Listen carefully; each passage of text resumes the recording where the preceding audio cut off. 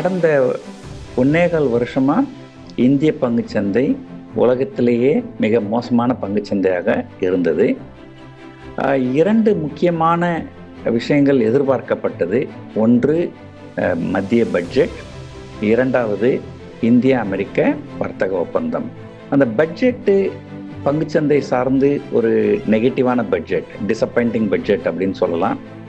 ஏன்னா security transaction tax, பங்கு பரிவர்த்தனை வரி, அதை அதிகமாக்கிட்டாங்க.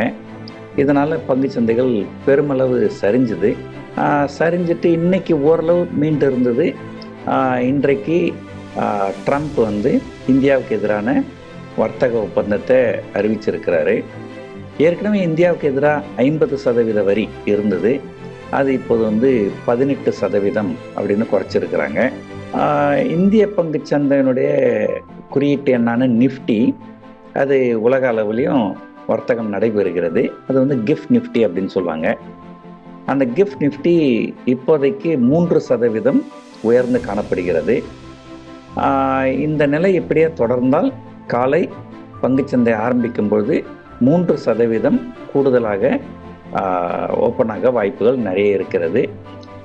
இது ஒரு ப்ளசன்ட் சர்ப்ரைஸ் அப்படின்னு தான் சொல்லணும். ஏன்னா நீண்ட காலமாக இழுபறியில் இருந்த வர்த்தக ஒப்பந்தம் எல்லாருமே குறைஞ்சபட்சம் அந்த 50லேருந்து 25வது வரும் அப்படின்னு எதிர்பார்த்தாங்க.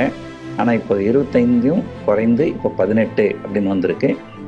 இது ஒரு நல்ல வர்த்தக ஒப்பந்தம் அப்படின்னு தான் சொல்லணும்.